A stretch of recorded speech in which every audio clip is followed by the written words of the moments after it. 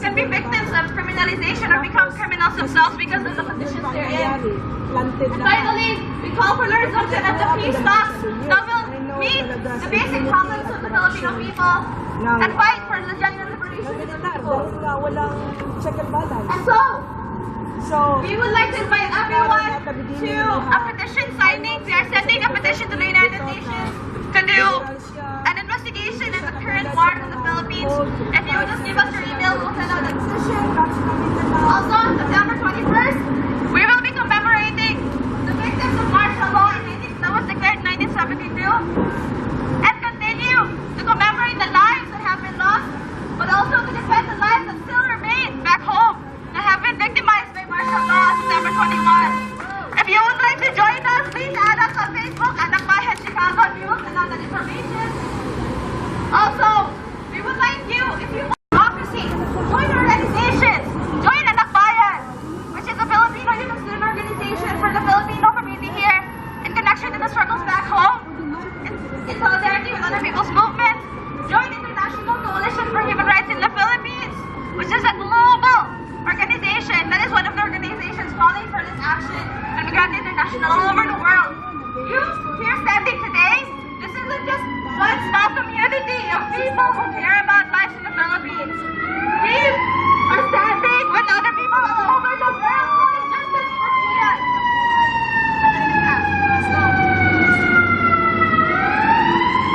Justice for Kian!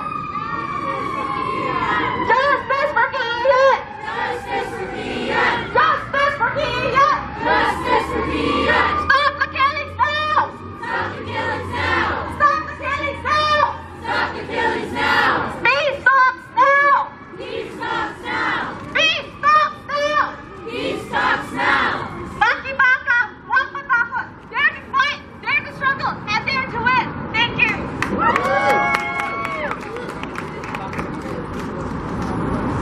Alright, so something that Lorna mentioned in her speech is that we want social services in the Philippines, right? We don't want to find things that are killing our people. We don't want to find militarization in the Philippines. And if you're wondering why this is relevant to you as someone living in the United States, it is our taxpayers' dollars that is training the police in the Philippines. It is our taxpayers' dollars that is funding the U.S. military aid to the Philippines, alright?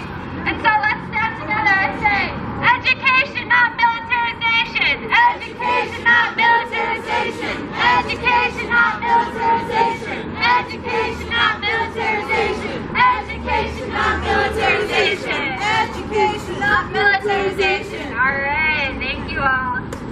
Everyone give yourselves a round of applause. Give yourselves a round of applause.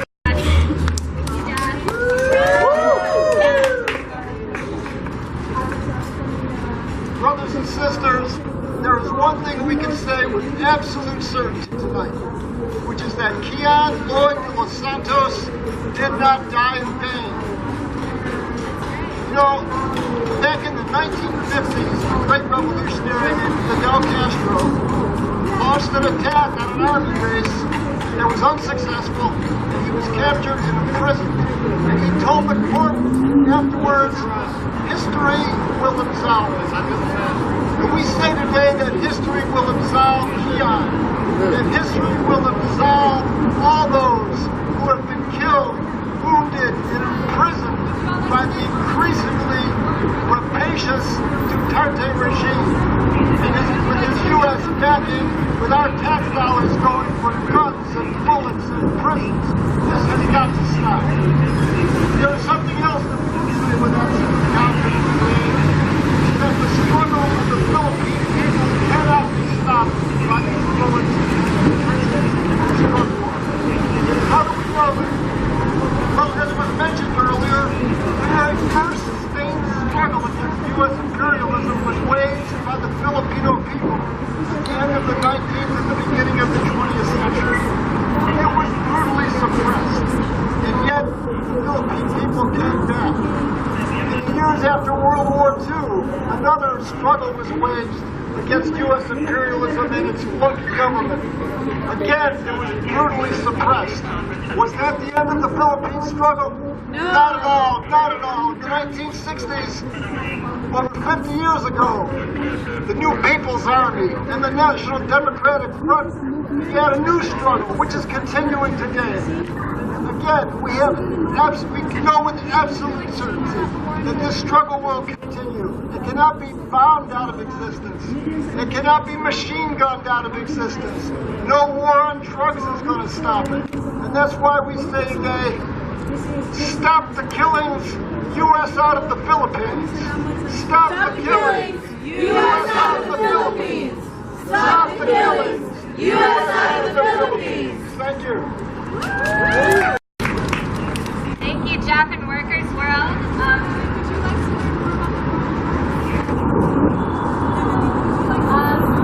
So we're getting near the end of our action today, our vigil today, our speak out today. And we really do want to honor the lives of Kian and the lives of all those who have been lost in the drug war. We can only imagine, we can only empathize with the mother of Kian, who was working overseas as an overseas Filipino worker. And who had to see her son's death from abroad. Who had to come back and mourn over her son from abroad.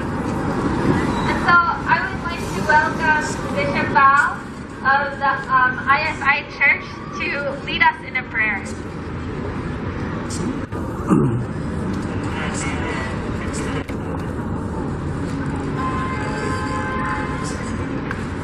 Let us unite in prayer tonight. Let us pray for Kian, for all victims of injustices and human rights violations around the world.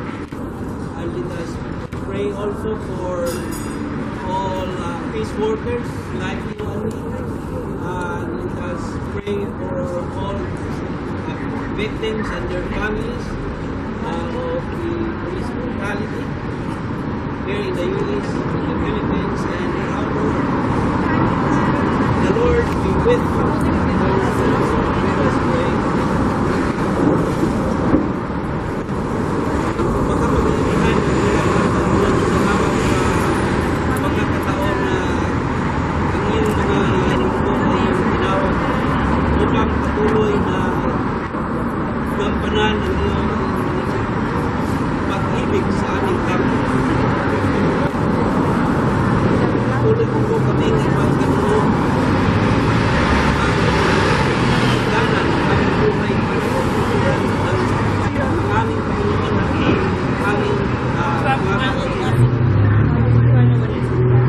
Patuloy po kaming ipadala ang kanayunan upang hindi magbigo, hindi upang magtungkuran ang mga nangangailangan. Pagkaloob po ang lakas sa mga pamilya na nabiktima ng karahasan at pagtuloy po kaming gabayan upang patuloy ang paglilingkod sa iyo at sa aming lahat.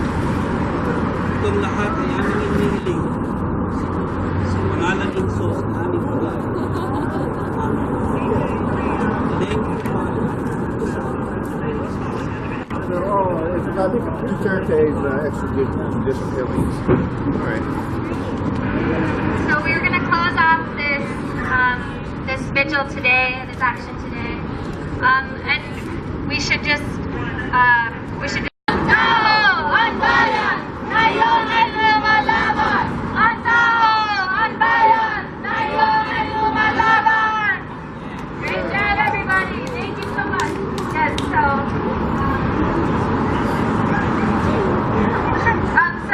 Chris is going to I just would like to, like many of us here are like, we know each other, but some of us doesn't know each other. So I would like to recognize the presence of activists during the martial law years here in Chicago, like Commissioner of Spooky Park, Jerry Carito, Manang Richmond, Revelan, Ed Vergara, so far I think, because all of us, and then of course the media, Joseph Lariosa, UNTV.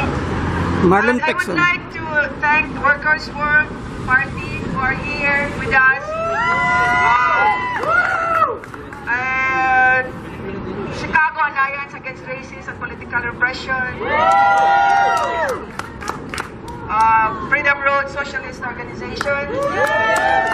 And staff and members of FIRE. I think that's, I hope I didn't miss anyone here. And of course, I would like to make mention, special mention of Michael, an anti-war activist, who was with me in Canada 2 weeks ago for Fight Back and Solidarity, which is like being critical about the ongoing proxy wars over anti-war movement. And also, it was with the International Women's Alliance. So that's all for now. And let's go back to the main reason why we're here: justice for Kian, justice for all, stop the killings. And I'm going to give it back to Maya for the final. I want to thank someone who isn't here today, Charmaine, because she made these beautiful posters for us that are demanding justice for Kian. So let's give her a round of applause too, and everybody that's in this room. All right, one final chance. All right, let's do the first one we did again, okay? No justice, no peace. Stop the killings in the Philippines. No justice, no peace. Stop the killings in the Philippines. No justice, no peace. Stop the killings in the Philippines. No justice, no peace. Stop the killings in the Philippines. No justice, no peace. Stop the killings in the Philippines. No justice, no peace. Stop the killings in the Philippines! Lorena from Anak Bayan, Chicago, and Anak Bayan, representing Anak Bayan, USA. Okay. Elisa elected the National Alliance for Filipino Concern and the Fellowship for Filipino Migrants. Okay. And then? Marlon Pexon, Chicago resident. Jerry Clarito from the Filipino-American Human Rights Alliance. Do you have anything to say about the event? Yeah, of course. On behalf of the Filipino-American Human Rights Alliance of Chicago, we condemn the killings of Kian. So we demand justice for Kian and justice for all victims of extrajudicial killings in the Philippines. We also call for the lifting of martial law in Mindanao. We know that martial law will not solve the problem in Mindanao. So we call on the people to be vigilant that this martial law will not be declared all over the Philippines. Okay. Thank you, Mr. Jerry Clarito. Thank you. Anything to say? So this is the statement of the Filipino-American Human Rights Alliance. Justice for Kian, justice for all victims of extrajudicial killings of the fascist U.S. Duterte regime. Even the very stone cries out for justice. The Filipino-American Human Rights Alliance, a human rights alliance based in North America, vigorously and strongly condemn the killing of Kian de los Santos and 80 others who were killed in the 3 days of extrajudicial killings perpetrated by the fascist police forces of the U.S. Duterte regime in the Philippines. Thank you. That is Mr. Jerry Clarito. Jerry Clarito Of FARA, Chicago, Filipino-American Human Rights Alliance, Chicago. Okay, thank you. This is Joseph Okay, thank you. Lariosa. Anything to say? All types of killings are not good, especially when helpless, innocent civilians are being involved in this waging of drug war. Bawat buhay ay mahalaga. Isa man yan o marami, kinakailangan ang gobyerno ay nag-aalaga ng buhay at hindi ang instrument ng kamatayan. Sana naman ay may recalculate at magbago ang pamamaraan ng gobyerno sa bagay na ito laban sa droga at wakasan na ang pagkikitil ng buhay ng mga inosente. Okay, maraming salamat, Mr. Marlon Pecson. Magandang hapon po. In behalf of National Alliance of Filipino Concern and the Fellowship for Filipino Migrants, which is the member organization of Migrante International in the U.S., itong Global Day of Action ay nagpapahiwatig ng boses ng sambayanang Pilipino. Lalo na I'm a mother and I'm very angry with what's going on in the Philippines. President Duterte is accountable. He should really make action immediately. He should stop this. He is accountable already of all extrajudicial killings. He cannot wash his hands because it's very obvious that this is his order, this war on drugs. War on drugs will not solve. Even Bishop Cardinal Tagle in Manila said that this is a humanitarian crisis already. We have already suffered as overseas Filipinos during the martial law years with President Marcos, labor export policy, kaya ang dami-dami ng overseas Filipinos ini-export tayo para to generate pera ng Pilipinas. Ngayon naman itong war on drugs ay another problem. Walang general, of course, negosyo ito, corruption ito. Ang mga lalaking drug lords, sino naman, alam na alam natin, di ba? Malalaking mga tao na sa posisyon. Alam natin, may mga gobernador dyan, may mga general, senador, congressmen. So bakit ang mga plain at mga poor drug dealers na walang ibang hanap buhay ang magkaroon ng kamatayan or even punishment without judicial legal process. So we are very serious about this, Migrante International and all our member organizations. We are going to the United Nations and asking the rapporteur for extrajudicial killings of the United Nations to conduct an immediate investigation. We will be also lobbying in the United States Senate and Congress dahil sa military aid nila sa Pilipinas. It's not only for the armed forces, it's also for the Philippine National Police. That's our tax dollars money. So we should be really critical about this. We should be concerned. We are Filipino Americans. I'm a mother. I could not anymore sleep thinking of what's going on with the thousands and thousands na pinapatay. So yun lang po. Thank you. Thank you, Ms. Nerissa Allegretti. You have any and what's going on here? And Nandito po ako kasi ang dami na pong mga nakakabahalang nangyayari sa Pilipinas. At bilang mga kabataan na nasa labas ng Pilipinas, hindi po tayo hiwalay sa mga nangyayari sa back home.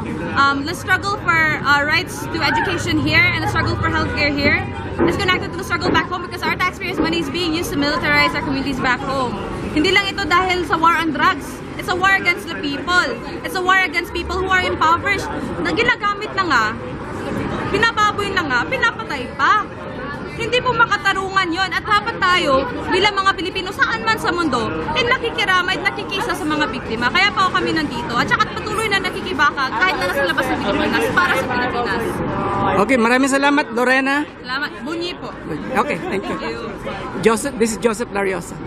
Hi, my name is... Excuse me. Sure. Yeah, you have a nice t-shirt. Okay. Kunan mo yung Should I struggle start again? Okay. Hello, my name is Maya Ursilia. I am the Secretary General of Anakbay in Chicago, and I have been helping out with the Justice for Kian campaign.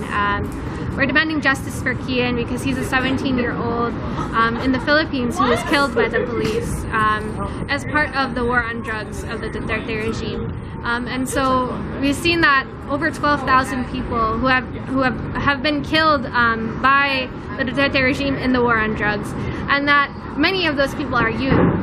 Youth like Kian. Kian even dreamed of being a police officer before he was betrayed by them, before he was killed by them. And what happened with him is that he was basically told that after he was being beaten to death by the police that he should run and shoot the gun that they gave him, and they would shoot him in the back. Are you related to a Filipino or Filipino American? Yes, I'm Filipino American. I'm mixed. I was born here, and even as someone living in the United States, I feel that's really important that as Filipino youth that we stand for the people of the Philippines, because our struggles here are connected to our homeland. It's the reason why we're here in the first place. The reason why over 6,000 people migrate from the Philippines every single day is because there is such poverty in the Philippines, because there are no jobs there. And so my own family was forced to leave the Philippines, and I see that my struggle is rooted there. Why do you think the Kian issue is creating a lot of awareness from among the Filipino families here? So far, this is one of the largest demonstration and candlelight vigil that has been organized by your group. Yes. While it's the thing that makes them come forward. Yeah, I think that it's such a jarring case. Like it really hurts people to hear that a 17-year-old was killed in the Philippines, right?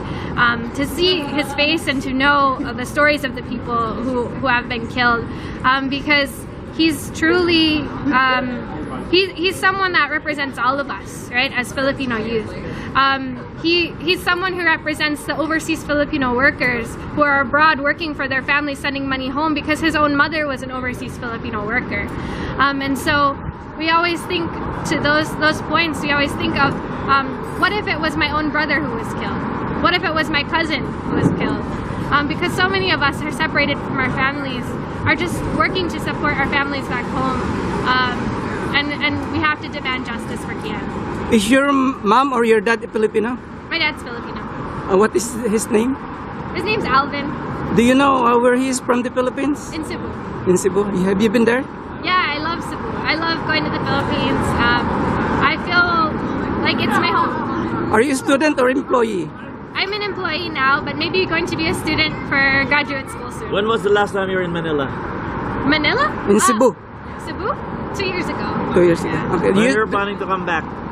As soon as possible. Are you not afraid that you will be becoming a collateral damage of this?